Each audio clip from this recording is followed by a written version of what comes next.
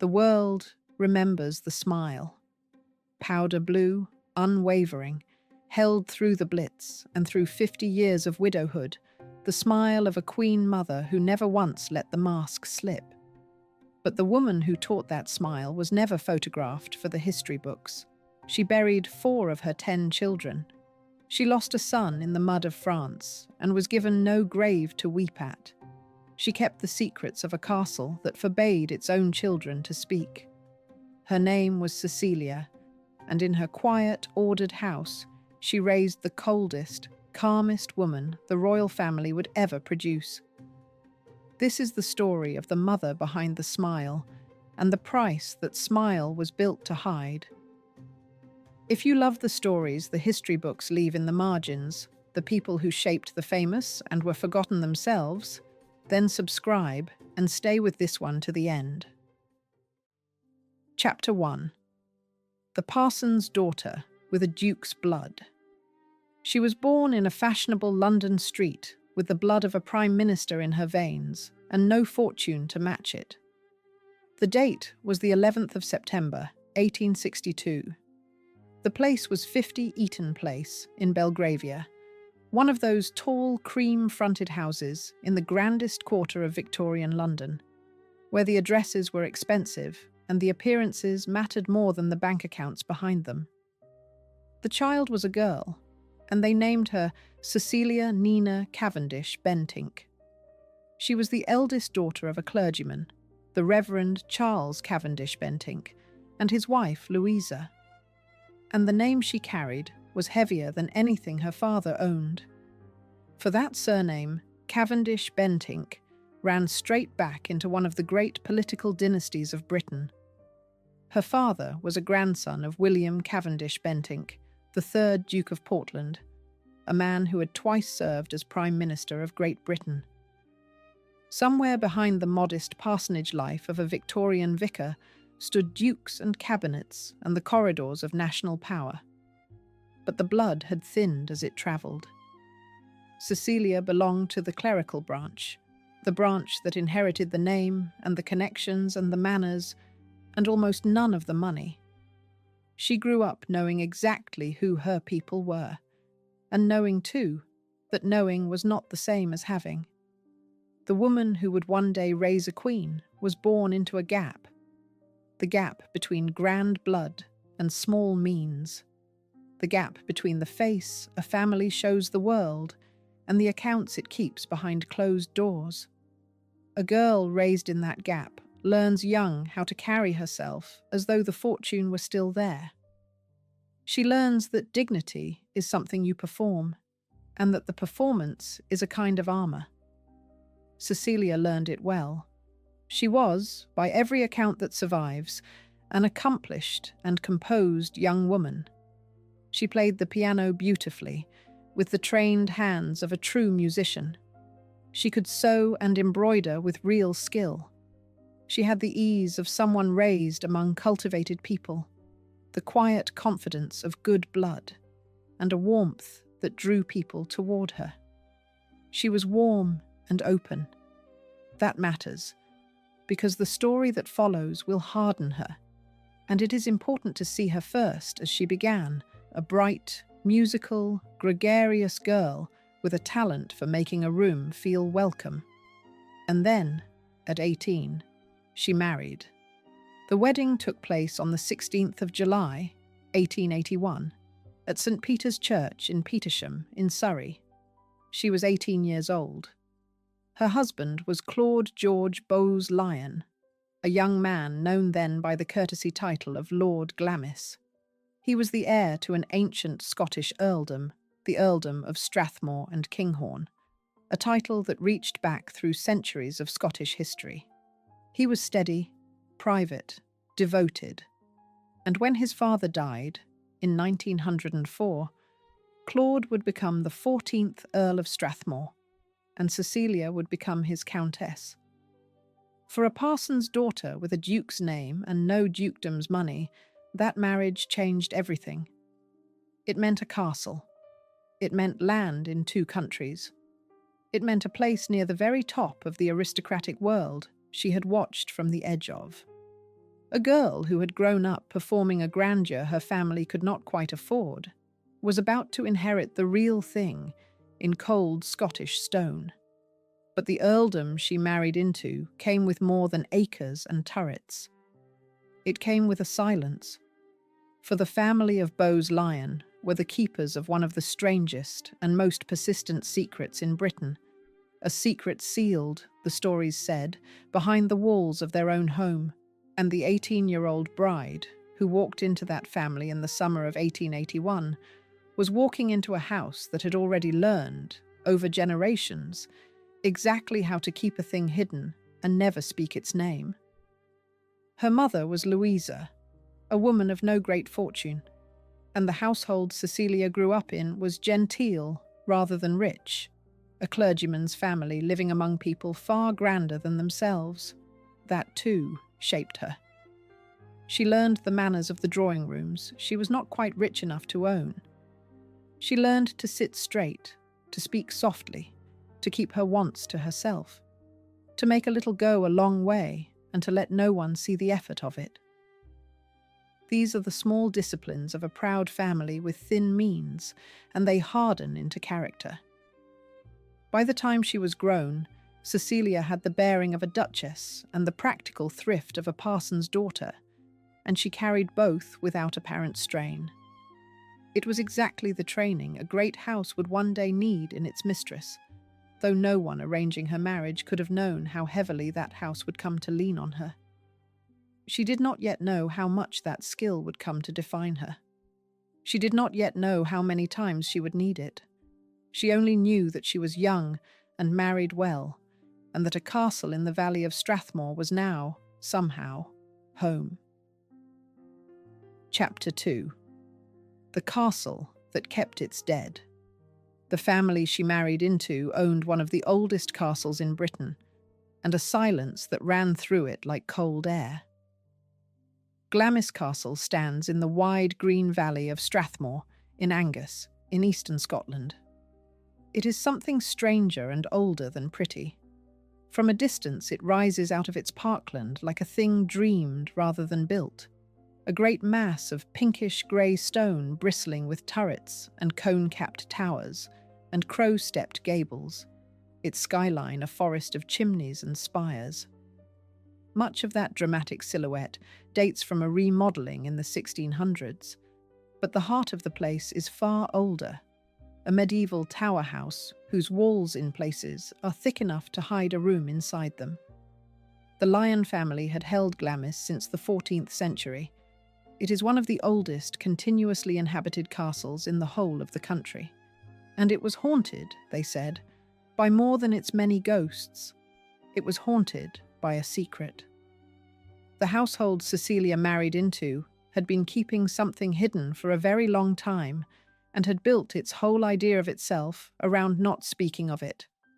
The double surname itself told a story of accumulation and inheritance. The Lyons had married, generations before, into the wealth of the Bowes family, a fortune drawn from the coal and the land of County Durham in the north of England. That marriage brought new riches, new estates far to the south, and a new hyphenated name. It made the Lyons into the Bowes-Lyons, and it made them richer, and it stitched together a family whose holdings now sprawled across 2 countries, and whose history now carried more than one buried thing. Cecilia's world, once she married Claude, became a world of great houses held in careful balance. There was Glamis in Scotland, the ancient seat. There was St. Paul's Walden Bury in Hertfordshire, in the gentle English countryside, a warm red brick house of the early 1700s, famous less for the building than for its extraordinary formal garden, long straight avenues cut through woodland, meeting at statues and temples and quiet ponds. And there were the older properties in Durham, the Bowes lands that had brought the fortune in. A great household of this kind was really a moving court, shifting with the seasons between Scotland and England, carrying its servants and its children and its silver from one set of cold rooms to another. Running such a world was a serious undertaking, and it would fall increasingly, to Cecilia. A great house of this class employed dozens of people. There were butlers and housekeepers, footmen and housemaids, cooks and scullery maids and hall boys, gardeners and gamekeepers and grooms, an entire invisible population living in the back corridors and the basements and the attics, keeping the great machine of aristocratic life turning. It was a small economy in itself, with its own rigid order, its own hierarchy more strict than the class system outside the gates. And above all of it, the mistress of the house set the tone. But beneath the ordinary machinery of servants and seasons, there was that other thing, the secret. For as long as anyone could remember, the family had been linked to a story of something hidden inside Glamis itself, a sealed chamber, a concealed room, and something, or someone, kept within it. The tale had many shapes, and the video will come to the darkest of them. What matters here at the beginning is less whether the secret was true than how the family behaved. They behaved always as though it were. They did not discuss it. They forbade the children to ask. They trained each new generation, by example and by command, in the one skill the house valued above all others, the skill of keeping a thing behind a wall, and never letting the world see that the wall was there. The scale of the world below stairs was vast. In a house like Glamis, the servants outnumbered the family many times over, and their lives were governed by a code as strict as anything in the peerage above them. The butler and the housekeeper ruled the lower ranks like petty monarchs. The footmen were chosen for their height and their looks. The scullery maid, lowest of all, rose before dawn to blacken the grates and haul the water, and might go a whole career without once being seen by the family she served. The great rule of the house was invisibility. Servants used their own backstairs and their own dim corridors so that the family need never meet them at their work. They were meant to be everywhere and nowhere at once. The hands that kept the whole vast machine turning while remaining to the world above, all but unseen. It was a household built, quite literally, around the art of keeping things out of sight, and its mistress was the one who set the standard for all of it. Into that house, that discipline, that long, cold silence, came a bright young woman of 18 with a gift for warmth and a talent for making a room feel welcome. She would spend the rest of her life inside it. And the strange truth of Cecilia Bowes-Lyon is that the very qualities the house demanded, the composure, the reticence, the mastery of the unspoken, were the qualities she would one day pass, like an heirloom, to a daughter the whole world would come to admire. First, though, she had cradles to fill. Chapter 3.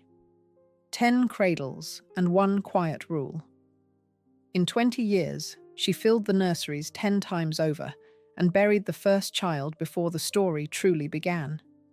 Between 1882 and 1902, Cecilia bore 10 children. 10. The span of it is worth pausing on, because it means that for 2 decades she was almost continuously with child or newly delivered of one, and that she raised her family across the turn of a century, through the last years of Queen Victoria and into the reign of Edward VII. The eldest was born when Cecilia was 19. The youngest arrived when she was 40. In between came a household of sons and daughters that would have tested any woman alive. They came in a long line.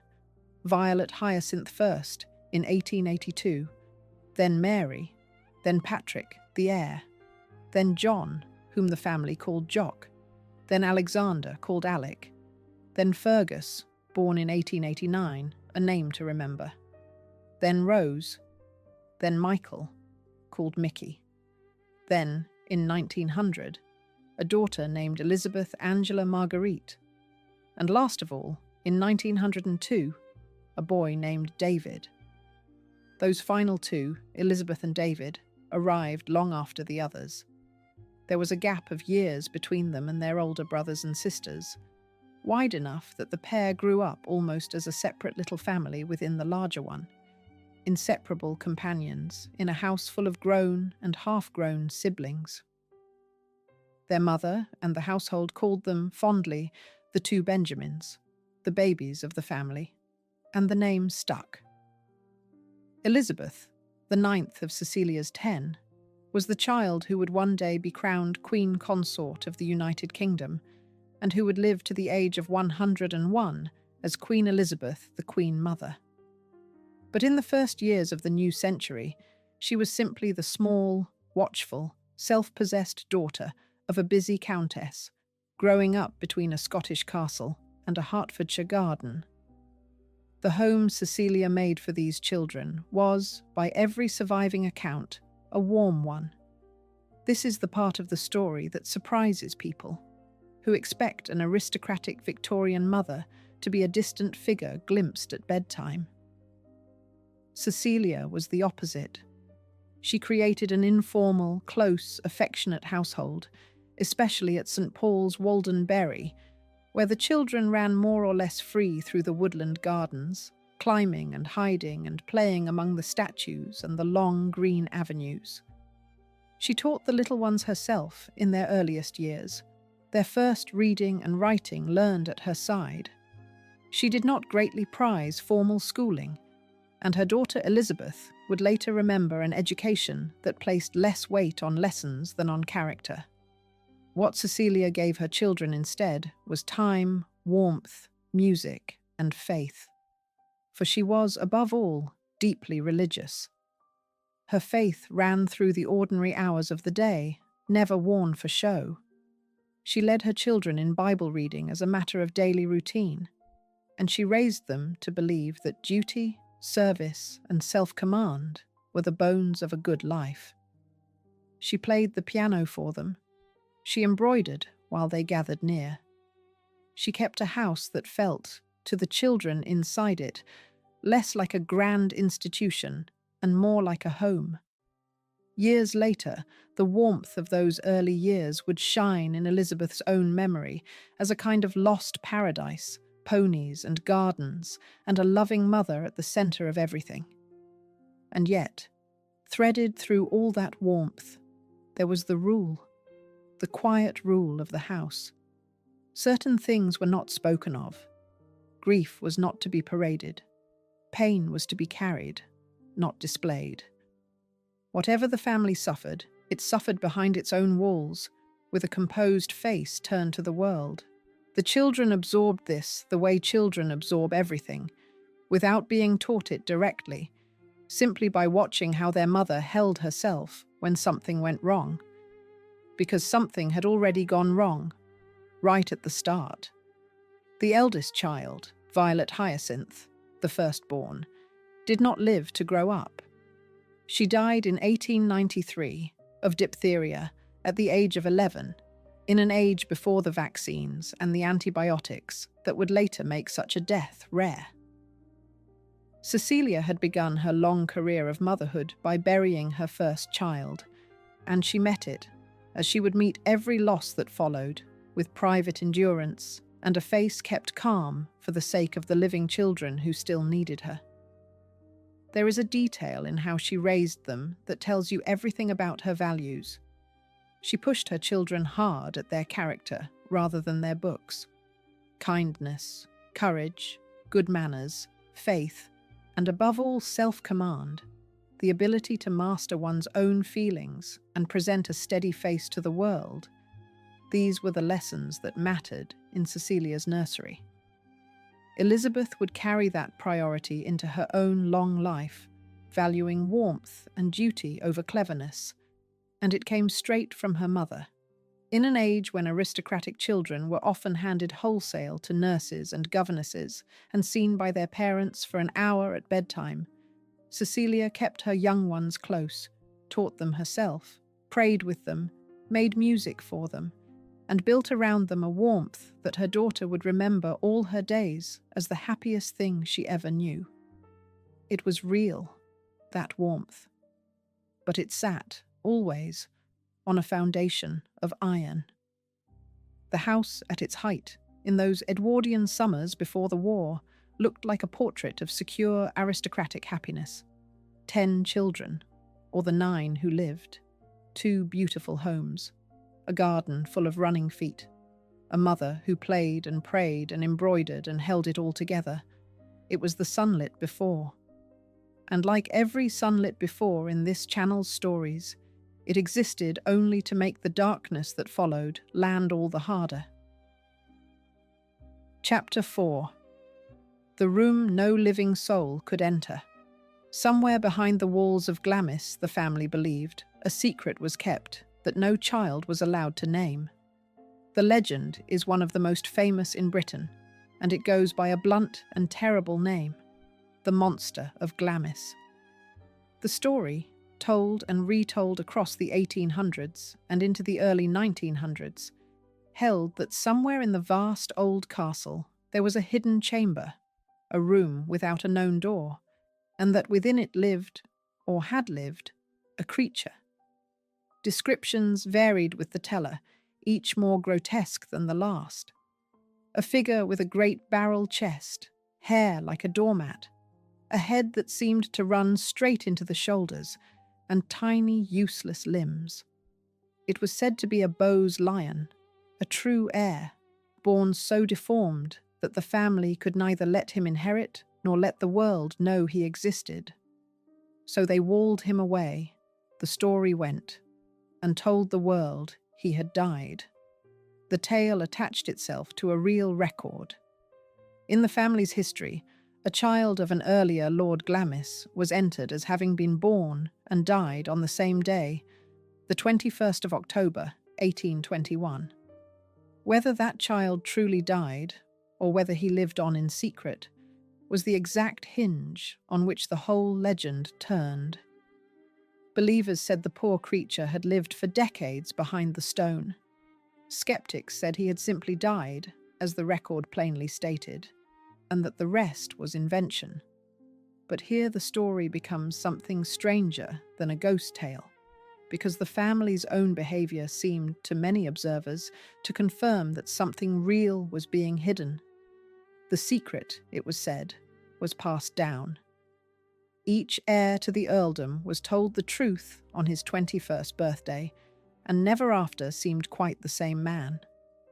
Claude, the 13th Earl, Cecilia's father-in-law, was said to carry the knowledge like a weight he could not set down. When a curious visitor once pressed him, he is reported to have answered, in words that shut the door on all further questions. He had been into the room, he had heard the secret, and if they wished to please him, they would never mention the subject again. Now, the grounded view deserves a fair hearing, because this channel does not sell a ghost as a fact. A sober guest at Glamis in the early 1900s concluded that the whole thing was hollow, that the true secret was that there was no secret at all, only an old family's taste for mystery and a castle built to feed it. It is entirely possible that the monster never existed, that the deformed heir was a rumour grown fat on retelling, and that the family's grim silences had ordinary human causes, the private griefs that any old house accumulates over centuries. That is the likeliest truth. The room may have held nothing but dust. And yet, the one thing that is not in doubt, the thing that matters for the woman at the centre of this story, is the silence itself. It was real, and it was enforced, and it reached right into Cecilia's own household. Her daughter Rose, who grew up to become Lady Granville, remembered it plainly in later life. The children, she said, were never allowed to talk about it. Their parents forbade them ever to discuss the matter. Whatever the truth behind the wall, the family met it the way they met everything, by drawing a line around it and commanding the young never to cross that line, generation after generation, without explanation and without appeal. This mattered enormously for the making of a character. Cecilia had married into this silence rather than inventing it, and she upheld it as the mistress of the house, as the mother of the children who were forbidden to ask. She enforced the discipline of the unspoken on her own sons and daughters, including the small, watchful girl who would grow up to become the Queen Mother. In the house where Elizabeth learned to read at her mother's knee, she also learned, without a single lesson being given, that some things are sealed away and never named, that a family keeps its shape by keeping its secrets, that the first duty, when something is too painful or too shameful to show, is to build a wall around it and to teach the children never to point. The details that clung to the legend were vivid enough to keep it alive for a century. It was said that when a party of workmen once stumbled on a hidden room by accident, they were paid to emigrate and hurried out of the country so they could never speak of what they had found. It was said that a Countess of Strathmore, generations before Cecilia, tried to discover the truth by hanging cloths from every window she could reach, so that from the lawn she might see which window had no room behind it, and that one blank window remained. It was said that when the secret was passed to each heir, along with the family lawyer and the factor, the young man's whole manner changed thereafter, as though a shadow had fallen across him. And it was said that one earl, begging a churchman for relief, was told only that no one could help him in his most unfortunate position. Each of these tales is unprovable, each may be pure invention, but together they show how completely the family's real reputation for secrecy had fused in the public mind with the idea of a monstrous thing behind a wall.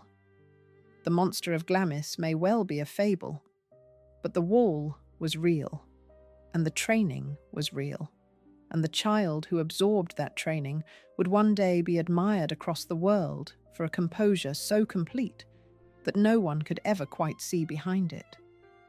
By the time she was a grown woman with children of her own, the discipline was second nature, so deep in her that she no longer had to think about it.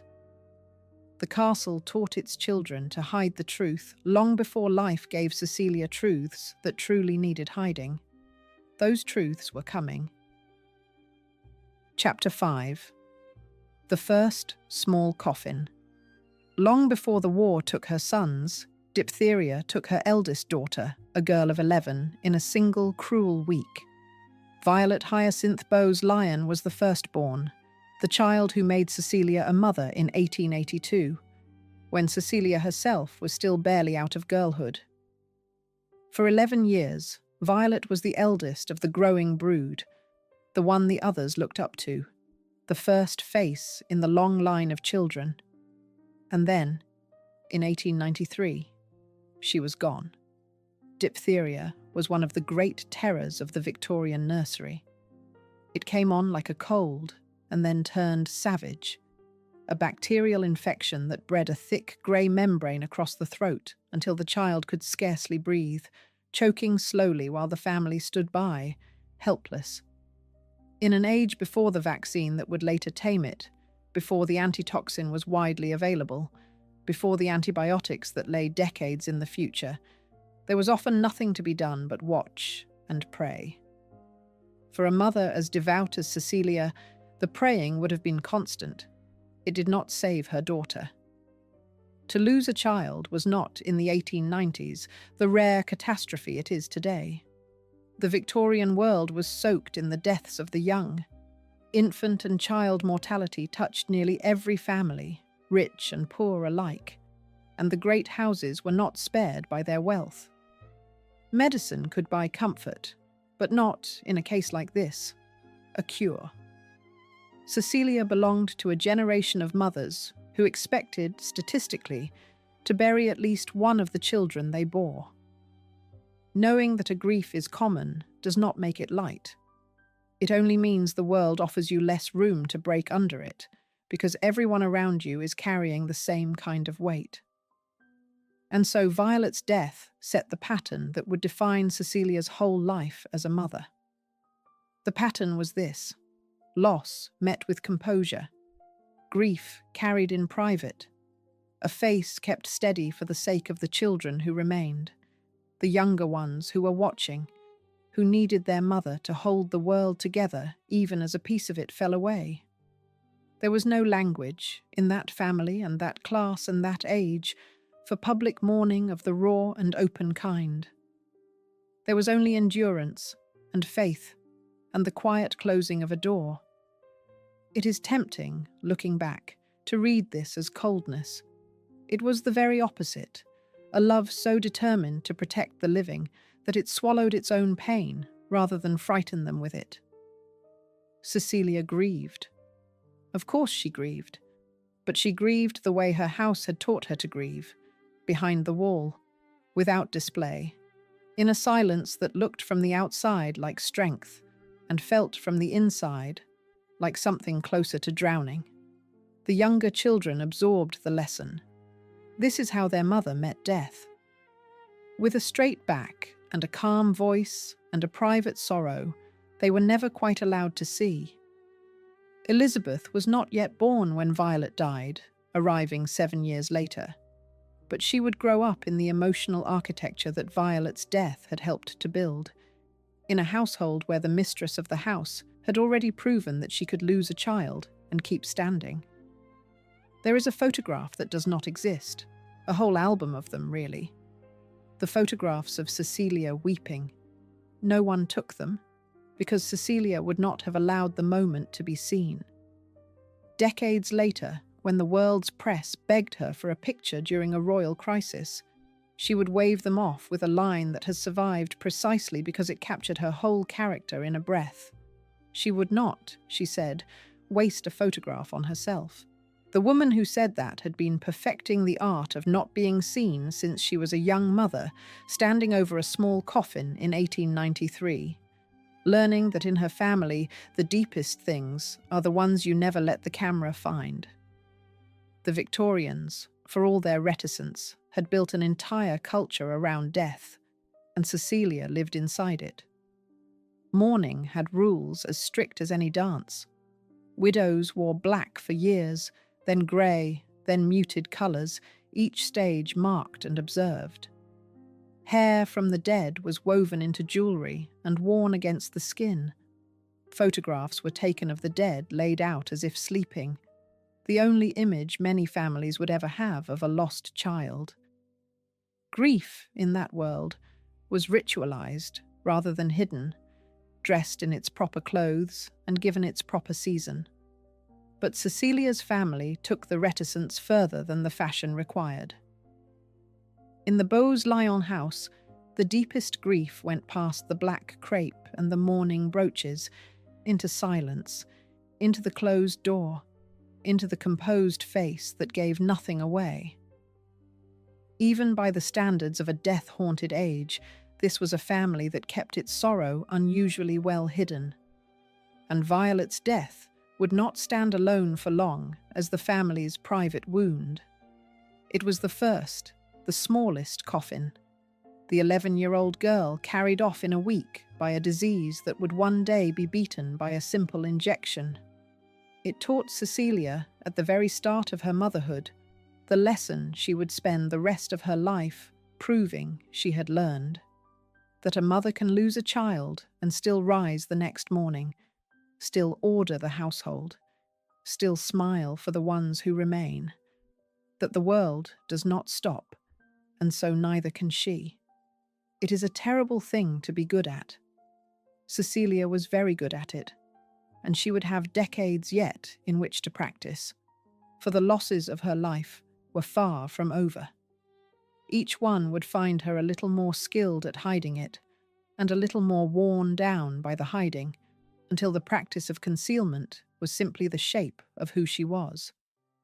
She would need that art again. The century was about to turn, and the peace that had held through Victoria's long reign was running out. Cecilia had buried a daughter.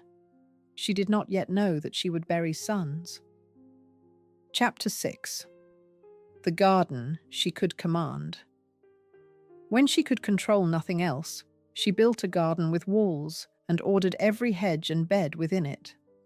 Around 1910, in the grounds of Glamis, Cecilia created something that still stands today, a formal enclosed garden of great beauty and greater control. She worked with a designer named Arthur Castings, and together they laid out what became known as the Italian garden. It was a place bounded by high yew hedges, a green room open to the sky, its floor divided into fan-shaped planting beds, separated by neat gravel walks. There was a raised terrace set between two small gazebos. There were pleached beach alleys, the trees trained and woven into living corridors. At its heart stood a stone fountain. Everything about it was ordered, enclosed, deliberate, and entirely under the hand of the woman who made it. That garden is the clearest surviving portrait of Cecilia's inner life. Here was a woman who had already lost a child, who kept the silences of a strange old castle, who managed 2 enormous households and a family of 9 living children across 2 countries. Here was a woman whose world was, in so many ways, beyond her control, subject to death and duty and the great impersonal forces of an aristocratic age. And what did she build, given time and money and a patch of Scottish ground? She built walls. She built order. She built a space where every hedge obeyed her, where every bed sat exactly where she placed it, where the chaos of the world was shut outside a barrier of clipped green, and the only things allowed in were the ones she had chosen. The garden was beautiful. It was also a confession. Beyond the yew hedges, meanwhile, the wider world of the great estates was beginning to shift beneath the family's feet.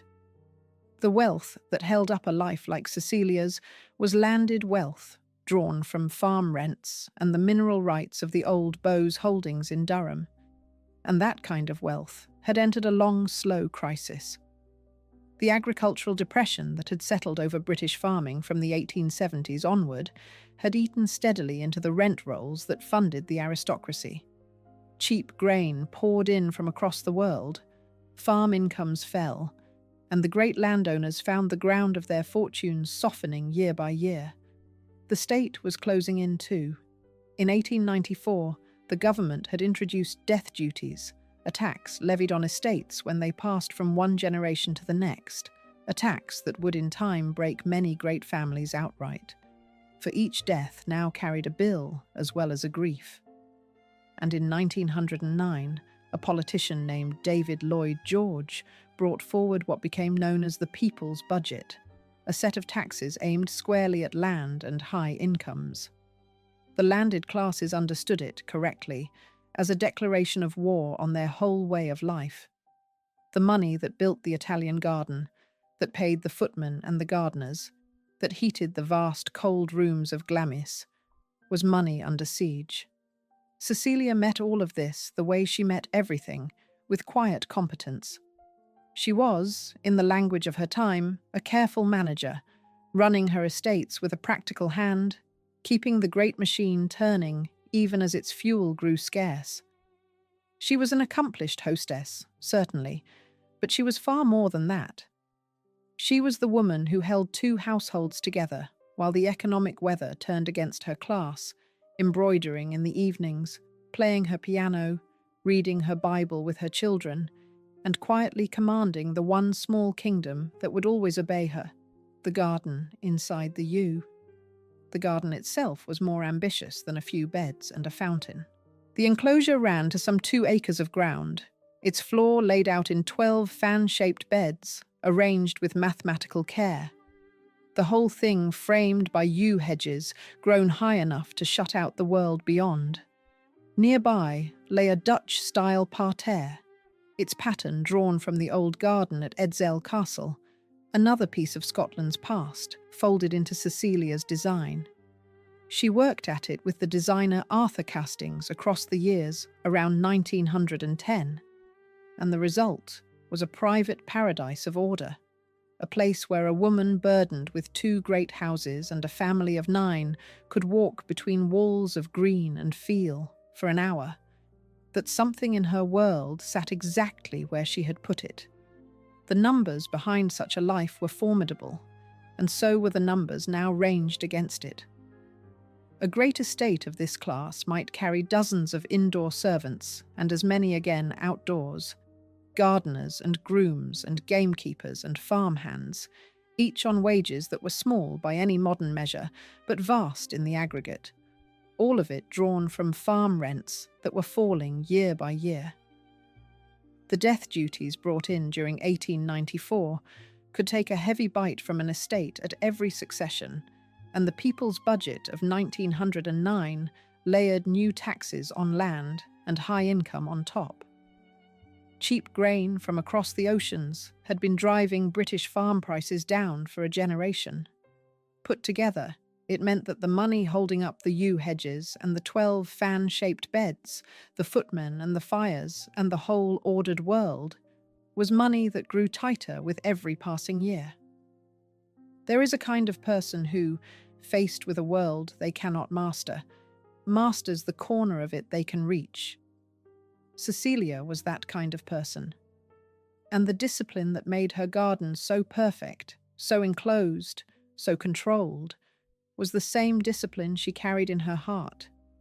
The refusal to let the wildness of grief or fear break through into view.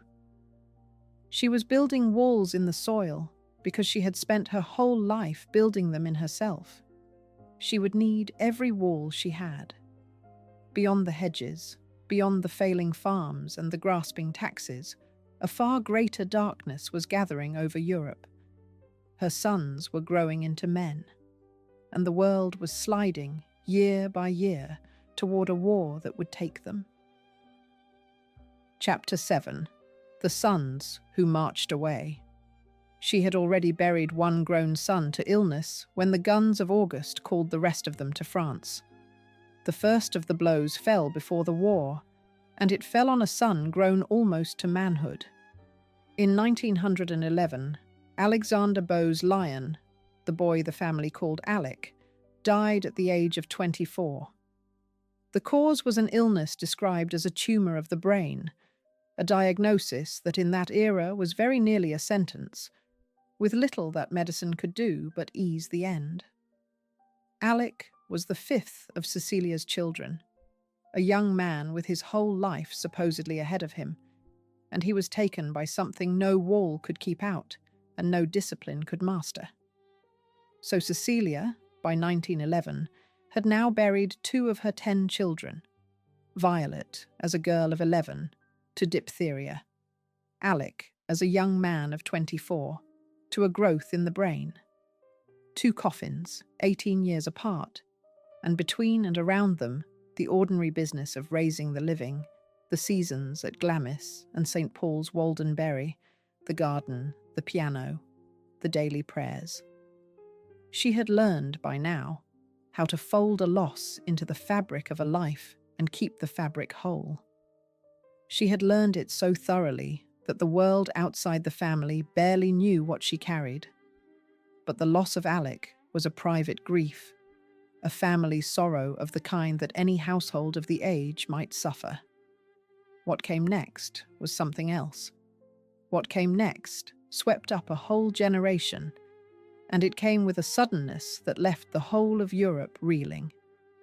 In the summer of 1914, the long peace ended.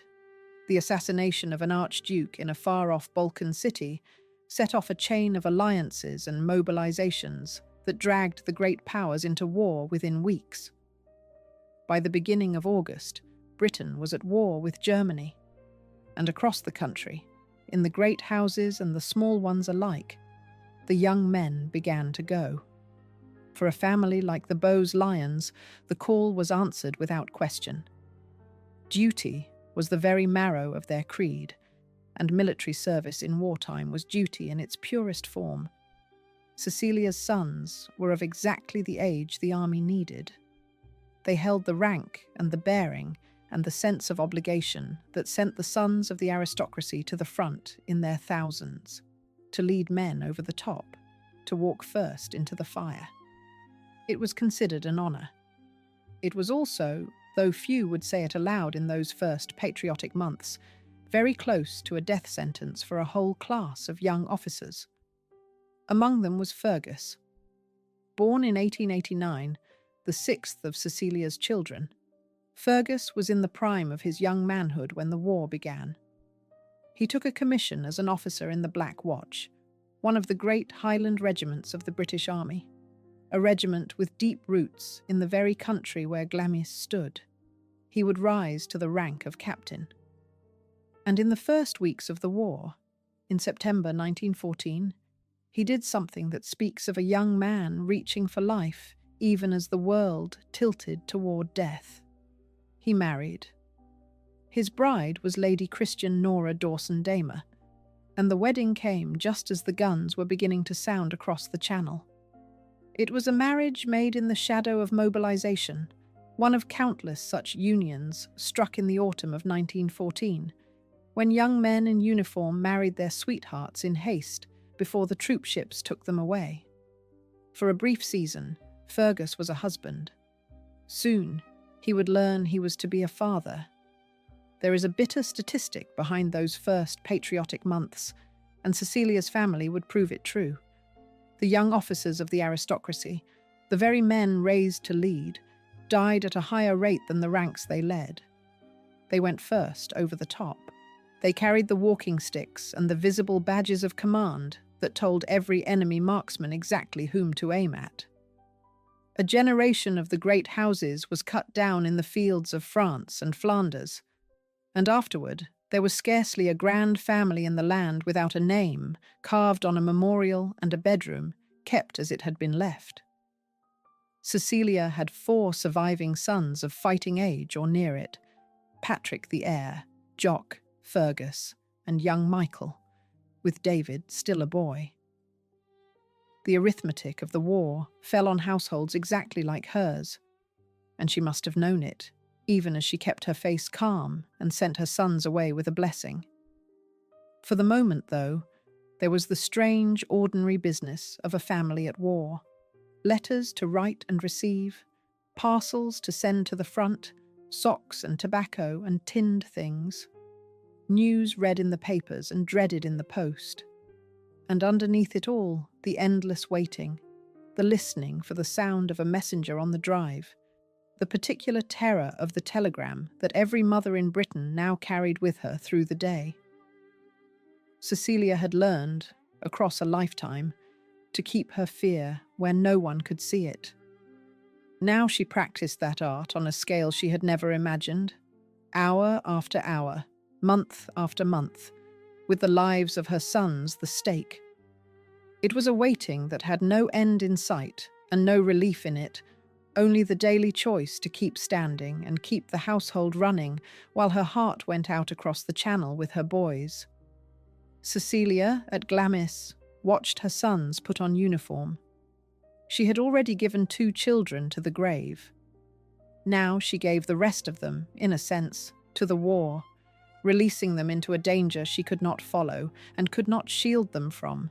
Her prayers the only armor she had left to send with them. The great machine of her life kept turning. The households managed, the garden tended, the calm face maintained. But every mother in Britain that autumn was living with the same held breath, the same waiting for the telegram that might come or might not. Fergus went to France, and the family at Glamis began to wait. Chapter 8. A bride, a baby, and the Hohenzollern Redoubt. He married in the first weeks of the war and held his newborn daughter only once before the order came to attack. Fergus Bowes-Lyon had married Lady Christian Nora Dawson-Damer on the 17th of September, 1914, 6 weeks into the war. He was 25 years old, a captain in the Black Watch. And in the summer that followed, while he trained and prepared and waited for the front, his wife carried their first child. On the 18th of July, 1915, a daughter was born to them. They named her Rosemary. Fergus had a wife, and now a baby girl, and a life that had, in the space of a year, filled itself with everything a young man might want to come home to. He would see his daughter only briefly. The demands of the war were relentless, and the great offensives of 1915 were swallowing officers by the thousand. By the autumn, Fergus was in France with his battalion, part of the vast British effort building toward a major attack in the mining country of northern France, near a town called Loos. The Battle of Loos began on the 25th of September, 1915. It was, at that point, the largest British offensive of the war so far, a great push against the German lines across a bleak industrial landscape of slag heaps, pit villages, and open fields with almost no cover. The British used poison gas for the first time in the battle, some of it drifting back over their own advancing men. The fighting was ferocious, and the losses were catastrophic. And at one point along that line stood a German strongpoint that would become a name written in blood in 100 family histories: the Hohenzollern Redoubt. The redoubt was a formidable network of trenches and machine gun positions jutting out from the German line, and taking it meant crossing open ground into concentrated fire. On the 27th of September, 1915, Fergus Bowes-Lyon led his men in an attack on that position. What happened to him in those minutes was passed down through the accounts that reached the family, and it is as brutal as anything in this whole story. As he led the assault, a German shell burst near him and blew off his leg. He fell back, gravely wounded, into the arms of his own sergeant, and as he lay there, torn open, further bullets struck him in the chest and the shoulder. He died there, on the field, amid the noise and the smoke and the falling men. He was 26 years old. His daughter Rosemary was 10 weeks into her life. His marriage had lasted almost exactly a year and 10 days. Somewhere in that same season, another of Cecilia's sons was caught in the machinery of the war. Michael, the boy the family called Mickey, was taken prisoner, and for a time the family was told that he was dead, a false report that hung over them before the truth arrived that he was alive and in enemy hands. So Cecilia, in the autumn of 1915, was living every mother's nightmare twice over. One son reported killed who truly was. Another reported dead who by mercy was not. The scale of the slaughter at Loos is hard to hold in the mind. In a little over 2 weeks of fighting, the British Army suffered tens of thousands of casualties, killed, wounded, and missing, for gains measured in yards and soon largely given back. The ground Fergus died on, the Hohenzollern Redoubt, would be fought over again and again in the months that followed, changing hands, soaked in blood, a place whose very name became a byword among soldiers for a particular kind of hell. Fergus was one man among many thousands who fell there. To the army he was a captain, lost in a failed attack.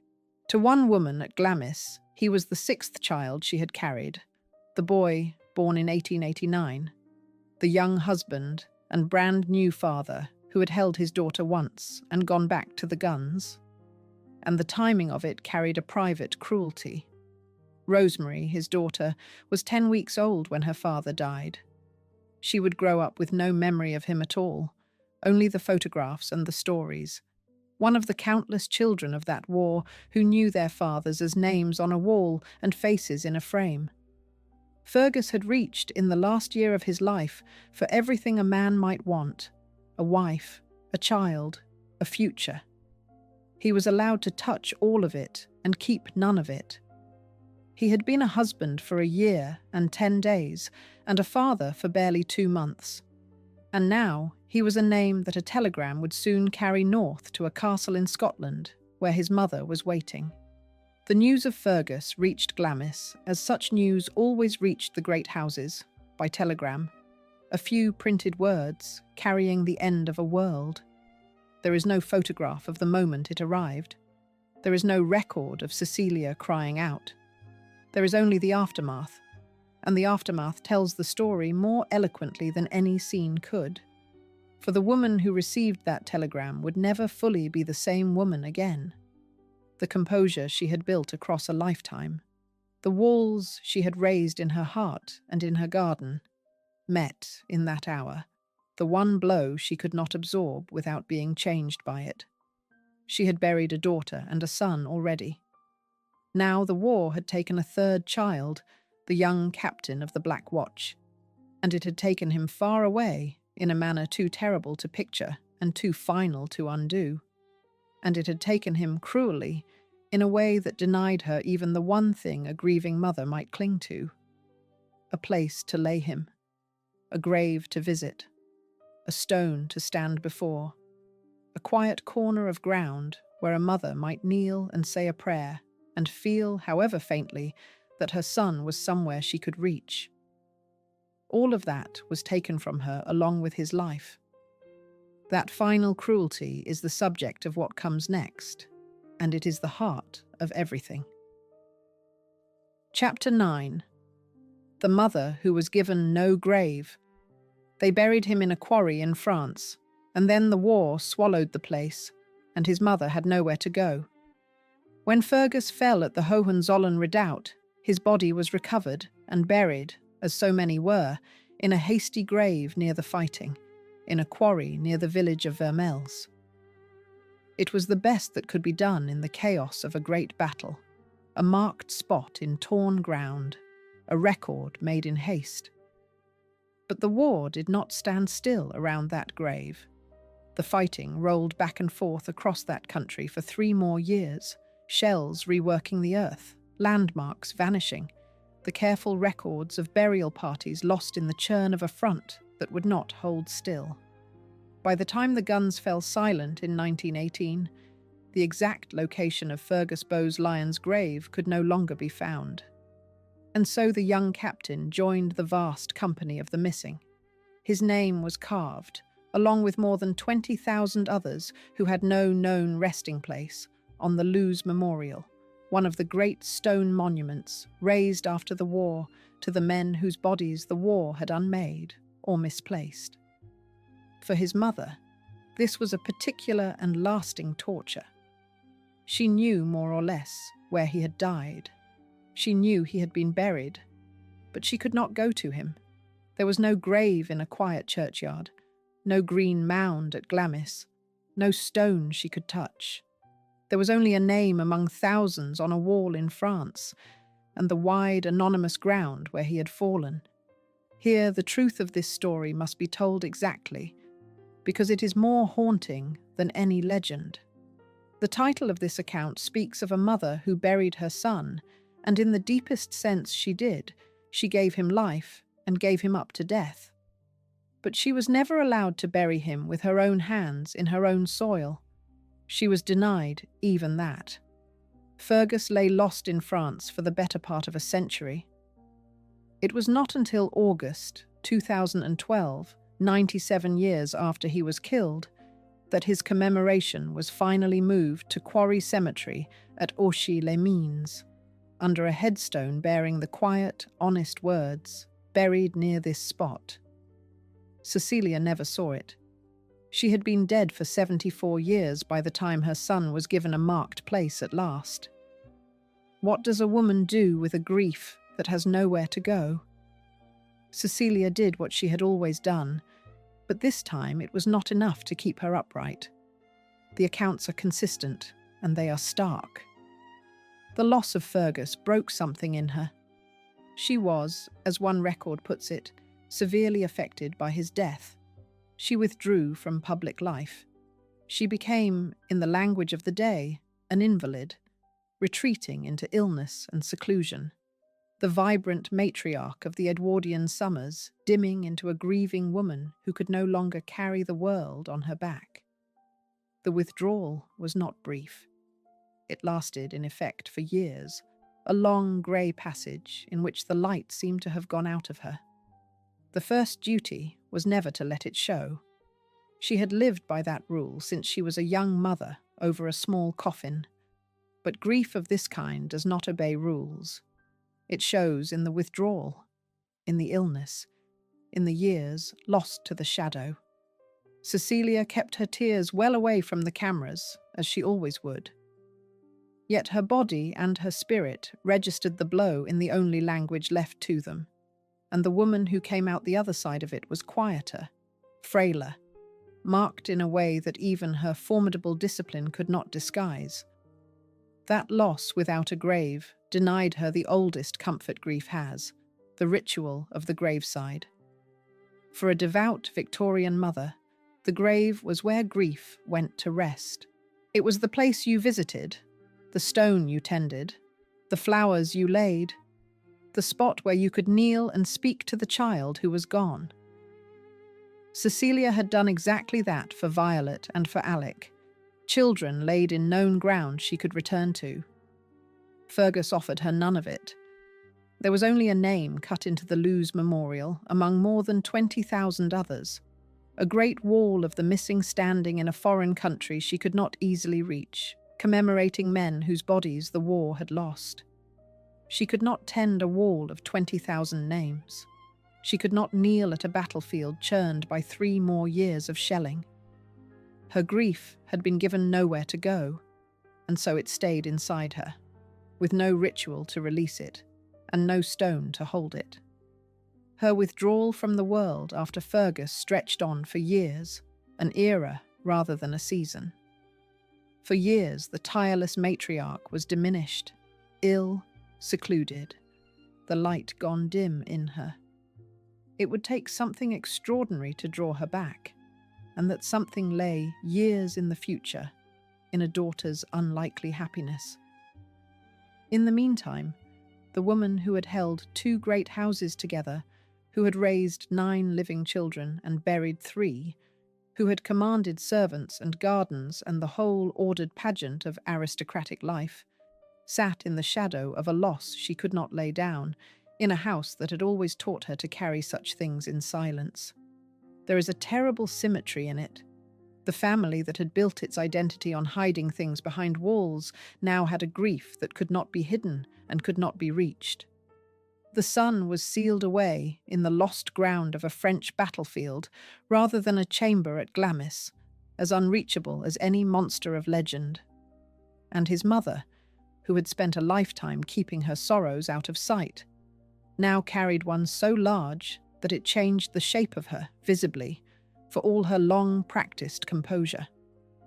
And yet, even as Cecilia sank into the dark, her castle was filling with the wounded of the very war that had taken her boy. For while she grieved a son she could not bury, Glamis had opened its doors to broken men.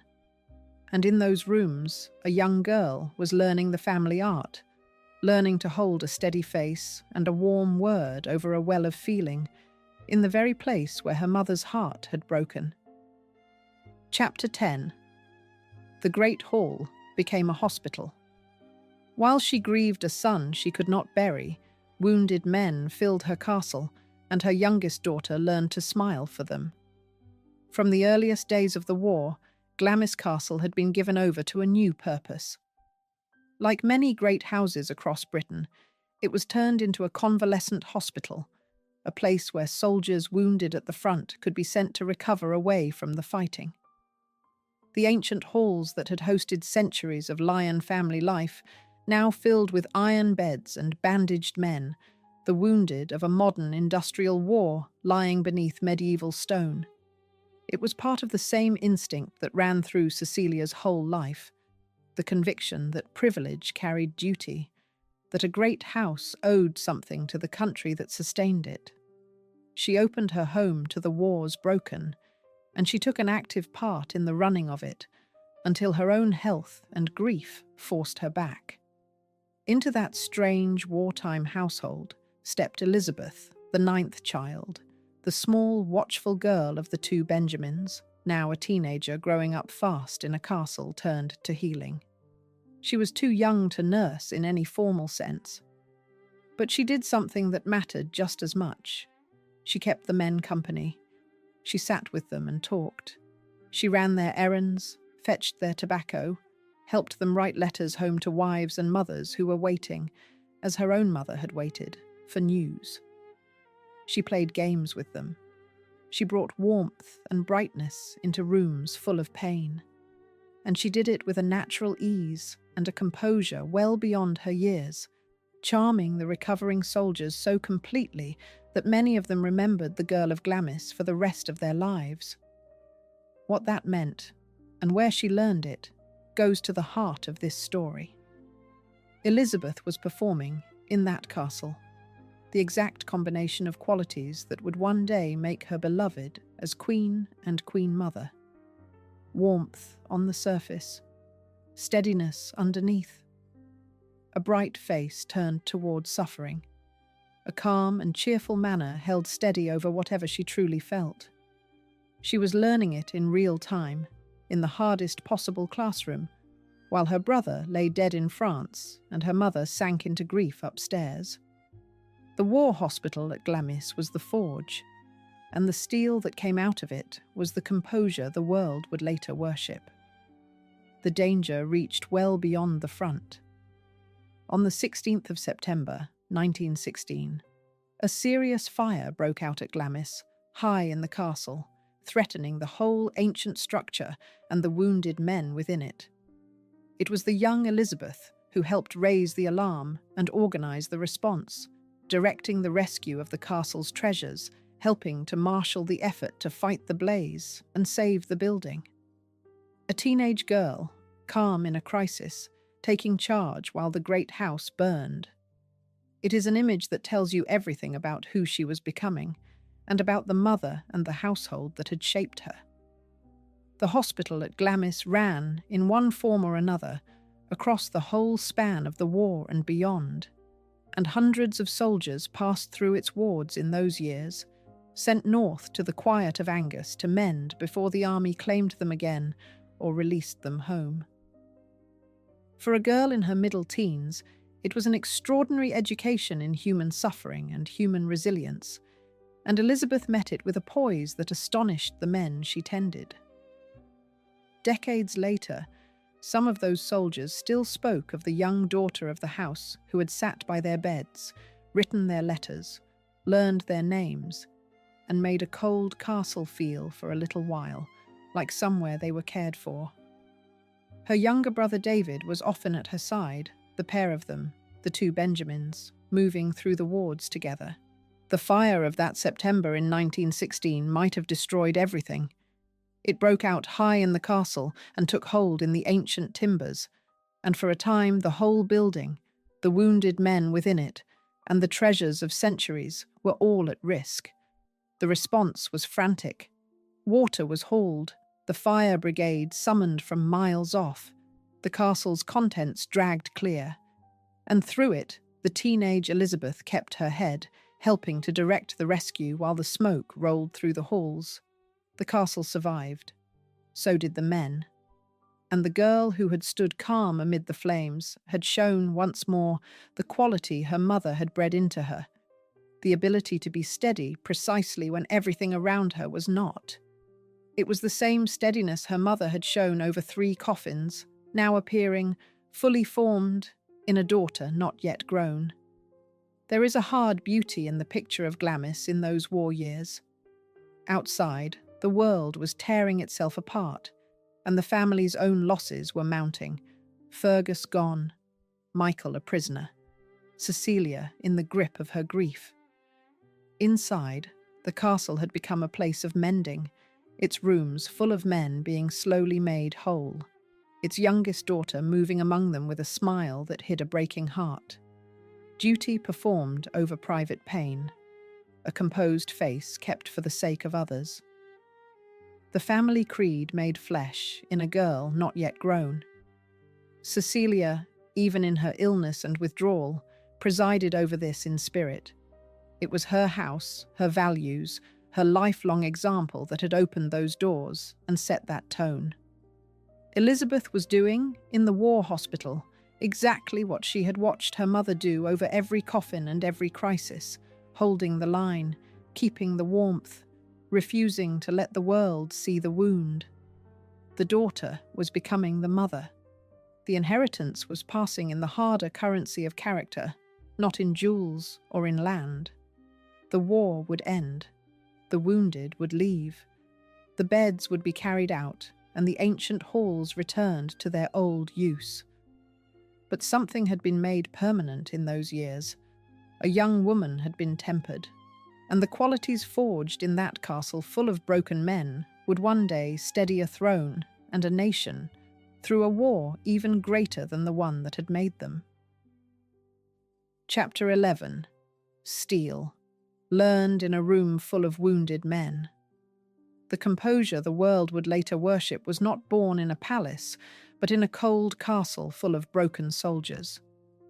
When the war finally ended, in November 1918, the Bowes-Lyon family counted its survivors and its dead. Michael, the son once reported killed, came home from captivity alive, a mercy that must have felt almost unbearable after the loss of Fergus. But the family that emerged from the war was a changed and diminished one. Fergus was gone, lost in the ground of France. Alec was years dead, Violet longer still. Cecilia had now outlived a growing number of her children, and she carried the weight of each one behind the same composed face she had shown the world since girlhood. Her own body, too, had begun to fail her. In the years after the war, Cecilia developed cancer. In October 1921, she underwent surgery, a hysterectomy, a grave operation in that era, and one that spoke of a serious and frightening illness. She recovered from it by the following spring, her constitution proving stronger than the disease, but the episode marked another chapter in the long physical toll that grief and time were taking on her. The vibrant young mother of 10 was now a woman who had been ill, bereaved, and worn down, and who had learned to endure all of it without complaint. This is the quiet, central truth of the whole story. The famous composure of the Queen Mother, the serenity that would carry a nation through the Blitz, the smile that never cracked through abdication and war and half a century of widowhood, had come from somewhere specific. It was learned, slowly, in childhood and adolescence, in a specific place and from a specific person, rather than handed down with royal blood or drilled in by palace training. It was learned at Glamis and St. Paul's Waldenbury, in a house that taught its children to keep their sorrows behind walls. It was learned by watching a mother bury child after child and keep standing. It was learned in a war hospital full of wounded men, where a teenage girl held a bright face over a breaking heart. The steel was learned in a room full of wounded men, and the woman who taught it, by example more than by word, was Cecilia. The homecoming of Michael sharpened the strangeness of it all. Here was a son the family had been told was dead, returned alive from a German prison camp, restored to them by a mercy that Fergus had been denied. To have one boy given back from the dead in the same war that kept another lost forever in a French quarry is the kind of cruelty and grace mixed together that no household could easily hold. Cecilia held it the only way she knew, with gratitude for the one and grief for the other, both carried behind the same still face. The war had taught the whole nation this arithmetic of the returned and the lost, and the great houses learned it alongside the cottages. There was scarcely a family in Britain that came through those 4 years unmarked. What Cecilia possessed, and what she passed on, was the mastery of feeling rather than the absence of it. She felt everything: the loss of Violet, the loss of Alec, the loss of Fergus with no grave, the fear for Michael, the slow failing of her own body. She simply refused to let any of it govern her in the sight of others. That refusal looked, from the outside, like serenity, and it would look exactly the same in her daughter 30 years on, when a bombed city needed a calm face to steady it. The steel was learned in a room full of wounded men, and it was learned by a girl who had been watching her mother master grief since before she could remember. The lesson was never spoken. It did not need to be. It was simply how the women of that house had always carried what they were given. Elizabeth carried it out of Glamis and into the world. Within a few short years, This daughter of a Scottish earl, this girl who had charmed the wounded and helped fight the fire, would be drawn toward the very centre of British life. She had two of her mother's gifts in full measure: the warmth that made people love her, and the steel that meant they could never quite see behind the warmth. It was a formidable combination, and it had been forged in loss. For Cecilia, meanwhile, the passage through grief was long and slow. The years after Fergus were her darkest, the withdrawal and the illness pressing down on the once tireless matriarch. The first duty was never to let it show, and she held to it as best she could. But the light had dimmed in her. What would finally rekindle it was the happiness of a child. For the youngest daughter but one, the small watchful girl of the war hospital was about to fall in love, and her love would lift her mother, at last, back toward the world. Look at the shape of her life to this point, and the endurance in it is staggering. She had been born in 1862, married at 18, and had borne 10 children across 20 years. She had buried her firstborn at 11, a grown son at 24, and a soldier son at 26 with no grave to mourn at. She had feared a fourth son dead before he was returned to her from captivity. She had run 2 great houses through an age that was taxing her class toward extinction, opened her home as a hospital in wartime, and survived cancer and the surgeon's knife. And through every hour of it, she had kept the same composed face, the same straight back, the same refusal to burden the world with what she carried. Most people, given a fraction of that weight, would have broken in public at least once. Cecilia never did. The grieving countess was about to become something she could never have imagined when she stood over Violet's coffin in 1893, or opened the telegram about Fergus in 1915. She was about to become the mother of a queen. Chapter 12. The Mother of a Queen. Her daughter's happiness did what nothing else could, and drew the grieving countess back toward the light. The man who fell in love with Elizabeth Bowes-Lyon was a prince. He was Albert, Duke of York, the second son of King George V, a shy man with a stammer and a gentle heart, quite unlike the glittering elder brother who stood ahead of him in the line of succession. He courted Elizabeth patiently, and she, wary of the cage that royal life could become, refused him more than once before she finally accepted. In 1923, they were engaged and then married, and the daughter of Glamis became a duchess and a member of the royal family. For Cecilia, this was the turning of the tide. The joy of her daughter's engagement and marriage did what years of quiet endurance had not managed to do. It drew her back out of the long shadow that Fergus's death had cast over her. The grieving invalid began, slowly, to return to the world, pulled by the happiness of the child who had once charmed the wounded soldiers at Glamis. There is something fitting in that. The daughter, who had learned composure from her mother, now gave her mother a reason to lift her head again. The inheritance flowed both ways. What came next, no one could have predicted. In 1936, the old king died, and Elizabeth's brother-in-law, the charming elder brother, came to the throne as Edward VIII. Within months, he had thrown the monarchy into the gravest crisis it had faced in generations, determined to marry a twice-divorced American woman in the teeth of every constitutional and religious objection the age could raise.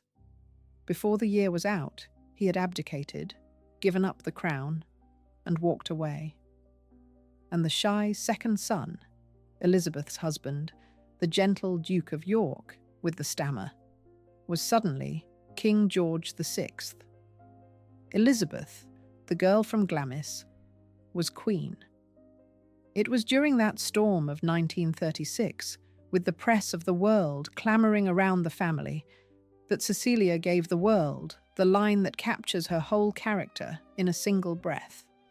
When the pressman begged her for a photograph, this mother of a new queen, This woman, who had every reason now to step into the light, waved them away. She would not, she said, waste a photograph on herself. It is the perfect distillation of who she was, self-effacing to the last. Uninterested in her own image, even as her daughter became one of the most photographed women alive. The mother who had spent a lifetime keeping herself out of the frame, refusing the frame one final time, at the very moment history came looking for her. She lived to see her daughter crowned. In May 1937, at the coronation of King George VI and Queen Elizabeth, Cecilia Bowes-Lyon sat in the royal box in Westminster Abbey and watched the small, watchful girl of the war hospital anointed as Queen Consort of the United Kingdom. The fullness of that moment, for a woman who had buried so much, can hardly be measured.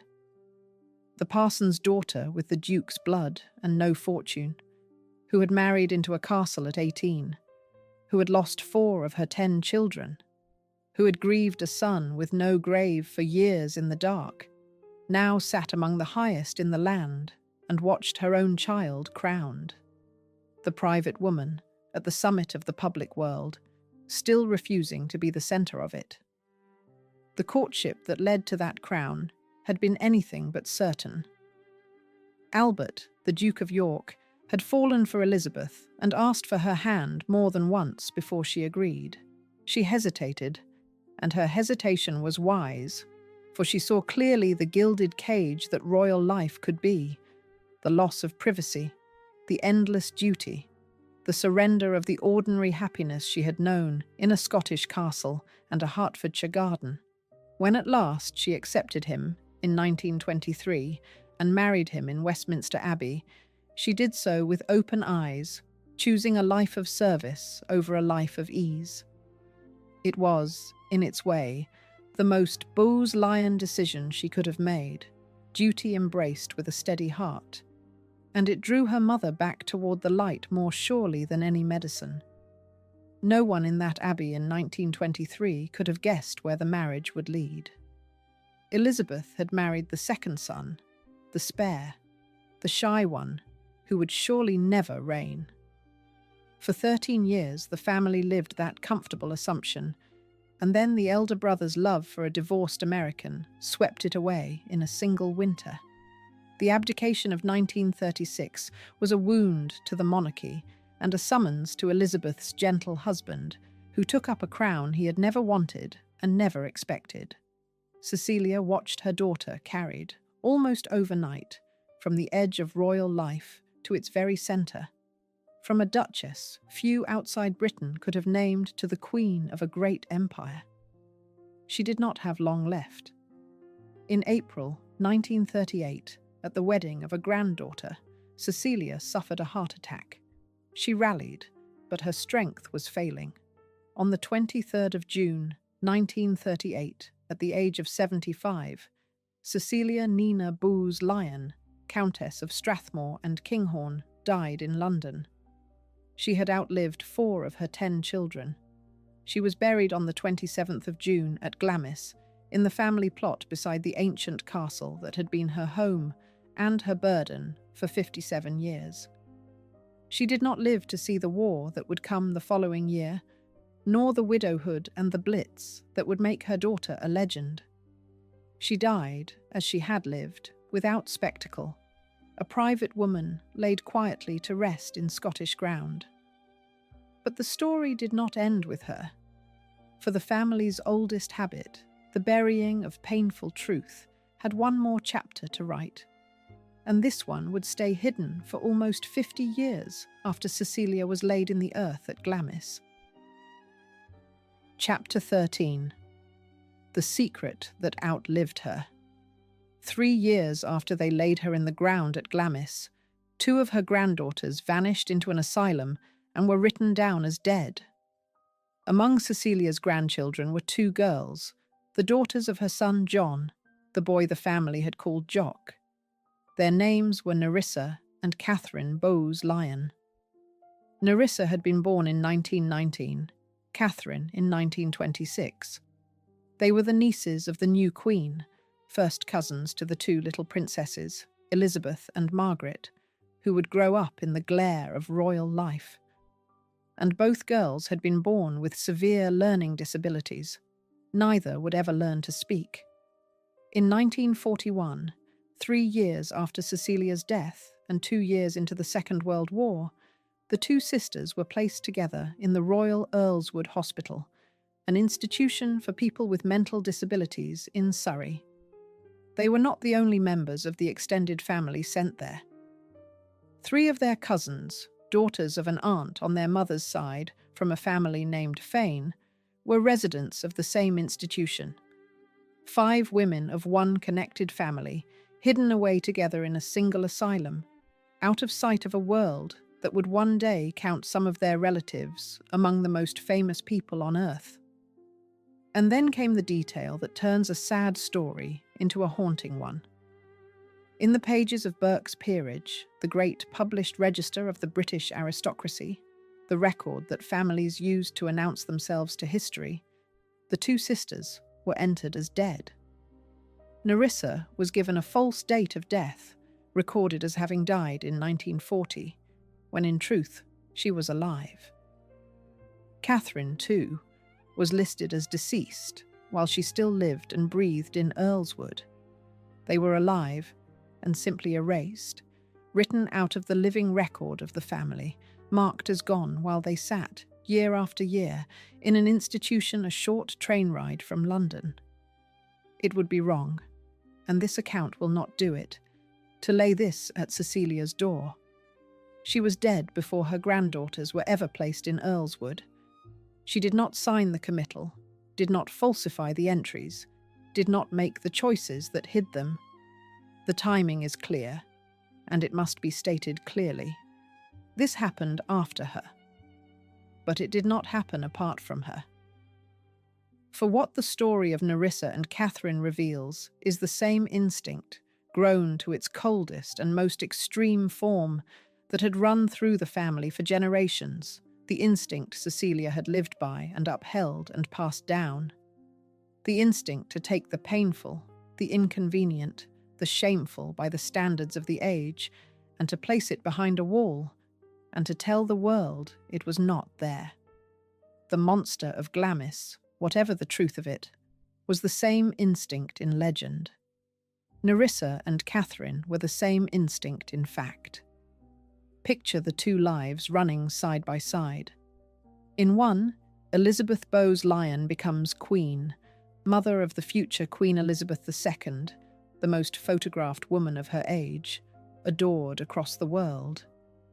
In the other, her first cousins Nerissa and Catherine, born of the same grandmother, sharing the same blood and the same surname, disappear into a hospital ward in Surrey, unable to speak, visited seldom, and finally recorded in the family's own book as dead while they still drew breath. The same family, the same generation. One line raised into the brightest light history could offer, the other hidden in the deepest shadow the age allowed. It was, in its cold way, the family's oldest instinct carried to its furthest end, the inconvenient truth placed behind a wall and declared not to exist. The world did not learn the truth until 1987, when a newspaper uncovered the story and revealed that 2 women recorded as long dead were in fact still living, or had lived far beyond their official deaths. By then, Nerissa had died, in 1986, and was buried at first with almost nothing to mark her. A plastic tag and a serial number standing in for a headstone. The granddaughter of a countess and the cousin of a queen laid in the ground like an afterthought.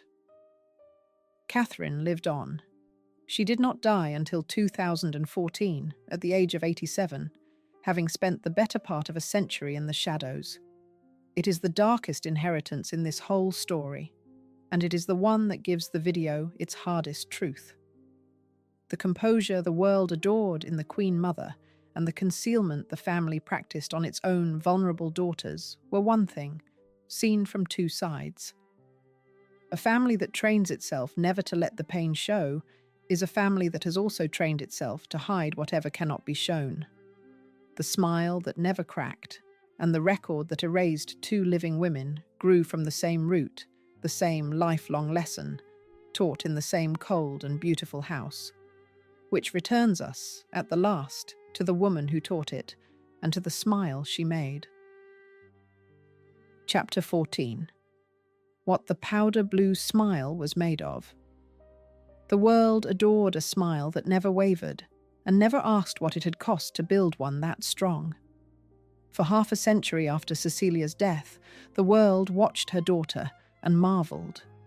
Through the Blitz, when Buckingham Palace itself was bombed, and the Queen said she could at last look the bombed East End in the face. Through the early death of her husband and 49 years of widowhood.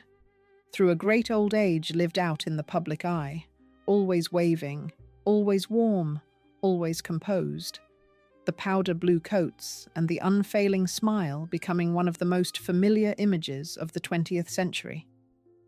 The nation loved the Queen Mother for her steadiness, her serenity, the sense that here was someone who could not be shaken, and almost no one asked where that strength had come from, or what it had cost to build a person that unbreakable. It came from Glamis.